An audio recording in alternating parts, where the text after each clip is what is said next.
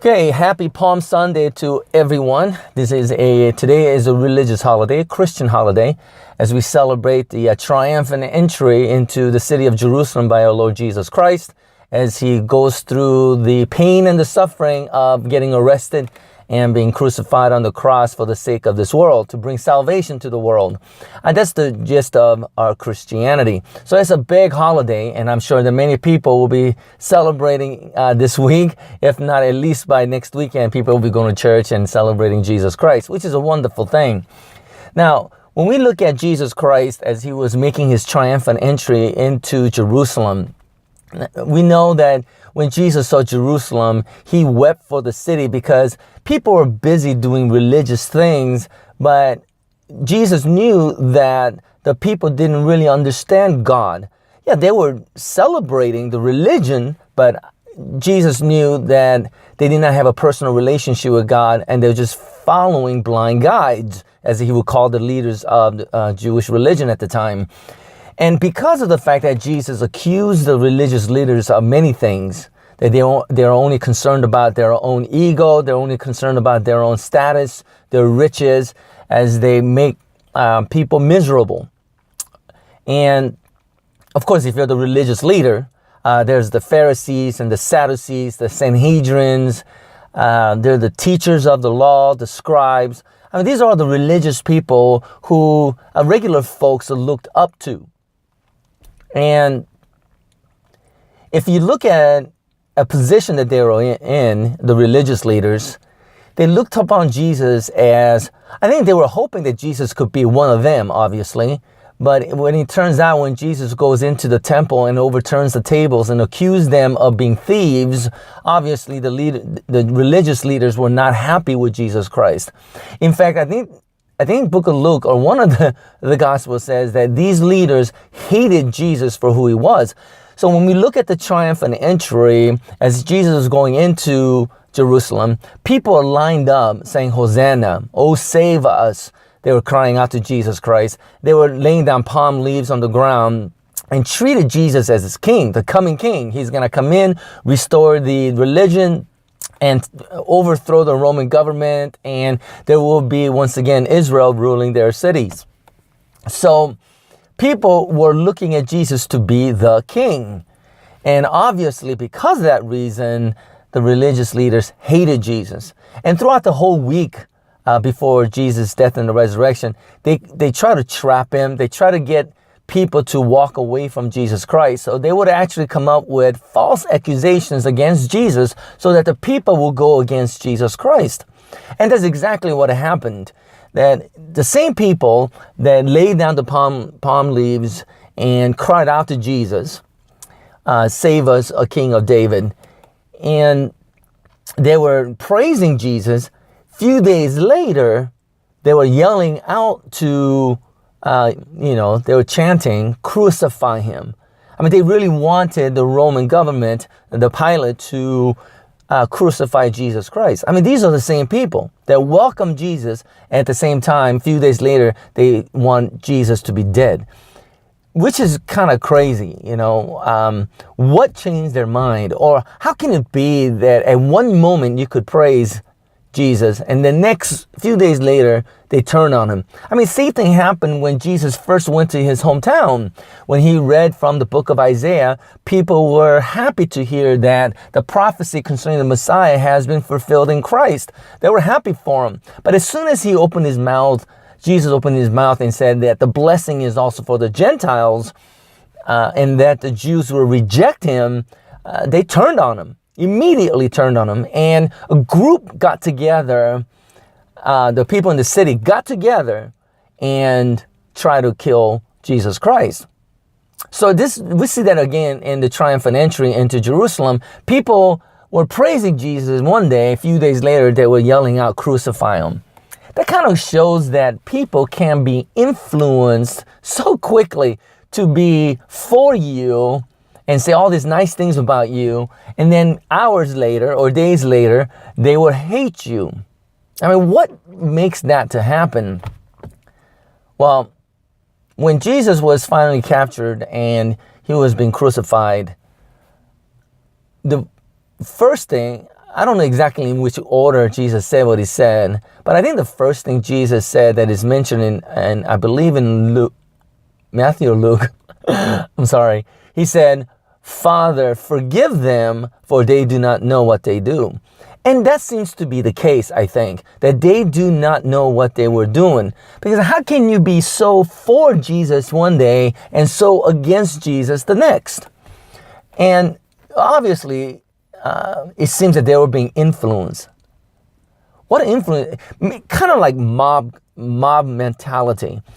I remember many years ago, I was at a church retreat, and it was the final night, and everybody's praying. You got that, praise song going on in the background. You got the prayer leader praying out loud, screaming, and all the other people. They were mostly high school kids at the time. They were crying and praying to Jesus Christ. And then this one girl looked up to the cross at the front of the chapel. I think there was a cross there, and she looked up at the ceiling area, and she said, "Look, there he is." And she started pointing out to the wall, kind of, and saying she could see the figure of Jesus Christ. And she was screaming about that. And one by one, people started seeing the figure of Jesus Christ on the wall. And everybody was going crazy. They were crying and all that. And I'm not going to, I don't know is she seeing things? I don't know. Maybe the emotions got the best of her. Maybe she was seeing something that that people didn't notice. But one by one, more people started getting into seeing this figure of Jesus on the wall. Everybody got in, and the whole place went crazy, crying and praying. And I was sitting in the back of the chapel, and I was staring at the same wall that everybody else was looking at. And I promise you, I couldn't see a figure of Christ. Now, someone told me that maybe I wasn't into it, But at the same time, I'm thinking, how much of that was mob mentality? That you could influence somebody to do things that they don't really want to do. And I think that's what really happened. So you got these people yelling at Jesus, crucify him. They all came out to see Jesus getting crucified. And Jesus says, forgive them, for they do not know what they do. But what is interesting, though, is the word forgive them. First thing interesting is they do not know what they do. We should recognize that. But he said, forgive them. And what is really interesting to me, and sometimes I have to scratch my head about this, is because the Greek word that is written down is aphiemi. Aphiemi. I mean, if the word that Jesus chose to use is charis or charizomai, which means, favor, showing favor to somebody, maybe even some people that don't deserve it. I mean, that's what favor is, right? You're doing favor for somebody because even though they don't deserve it, you're going to do them a favor. So if he used the word charizomai, then you could say, he could say, Lord, show them your favor them as well because they don't know what they're doing. That would have been, I think, better personally. But he uses the word aphiemi, and if you look at the word and how it's used, it can be positive and negative. So Greek is so confusing. I guess it really depends on how it is used in the sentence. You have to figure it out, because when you go to Romans 2, Paul uses the same word to say something like the Israel have abandoned their God for their own pleasure, something like that. But the word is used to mean abandoned. Or another word, definition of the word aphiemi is to neglect.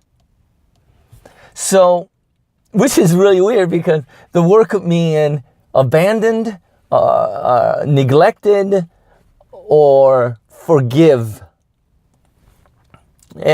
So I guess in a way, it does make sense for Jesus to say, forgive them, for they do not know what they do. But it's not charizomai. It's not grace kind of a forgiveness. It's not favoring them either.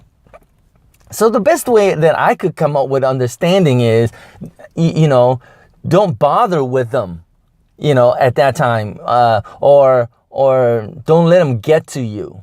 Don't let them get to you, for they don't know what they're doing, right?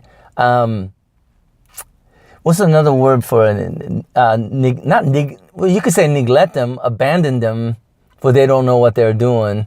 Don't let them bother you because they don't know what they're doing. I think that makes more sense to me, you know, because it's not grace. It's more like don't let them get in the way of you doing what you gotta do. I think that makes a little bit more sense. I mean, I don't mind in the translation of forgive them for they do not know what they do, because it sounds so powerful, but it's not as powerful as the word charis, I don't think. Right?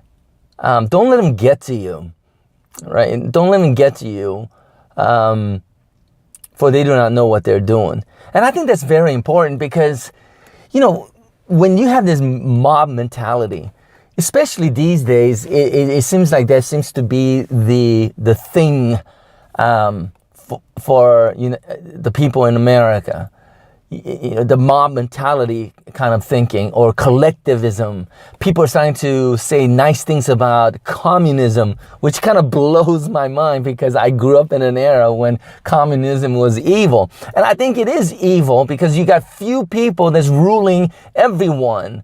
And you're supposed to trust few people to do the right thing for majority of the population. That is so crazy to me that it sounds kind of retarded, but a lot of people are attracted to it. And there is this kind of like a mob mentality where people are screaming for something without really knowing what they're screaming about. You know, so in that sense, you could say, you know, forgive them for they don't know what they do, or don't let them get to you. You know, abandon the noise, because if you get involved with it, either you're going to join them or you're going to get really upset about what they're doing, right? So you could get sucked into the mob mentality in a very negative way. I think that's a really good advice, something that we should look at. As Jesus said, forgive them for they do not know what they do. We're gonna be able to say the same thing. We had this great big march yesterday about gun control, and you got thousands of people, and they're all saying things to get rid of guns, and knowing the fact that the amount of violence the assault rifle does in America is so tiny. You know, more people are killed by driving and texting. So if you really cared about young people's lives, then you should make it where young kids cannot have cell phones, period. You know, until they're 25 years old. I mean, is that the way to go? Because if you say, yeah, we want to do this for the sake of saving lives, then you have to create new laws about everything. And every time a law is made, there are millions of people who is going to become criminals overnight. And you got this mob mentality of people saying all these crazy things about gun owners. Now, I don't know that much about assault rifles. I don't even know what they are, like AR-15, let's say. I don't know that much about them, but a lot of people have them. They say it's an easy gun to use, and how it's very effective because of it. It's very accurate. You know, who are one person to say that another shouldn't have a gun like this? Who are we to say? Which is really kind of like only few people are going to rule over another. It just doesn't make that much sense to me, especially knowing the fact that it's not going to have that big of an impact in saving people's lives, innocent lives in America. But we got thousands of people screaming and yelling. I mean, I don't know how else to see it, except to say that's kind of like mob mentality. Because if you see videos of people in interviewing, they say the same thing over and over. It seems like somebody's feeding them these lines. It seems like nobody has their own opinion. We got this collectivism idea where one person sets the rules and everybody just kind of follows it, and they create mobs to yell and scream, crucify him, crucify him. Because that's exactly what's going to happen. You come up with new law, it's going to be AR-15, then you're going to say, oh, there are other kind of assault rifle weapons like handguns. And then some people are going to have this power over the rest of us, and then it becomes like communism, and I don't think that's a good way to go.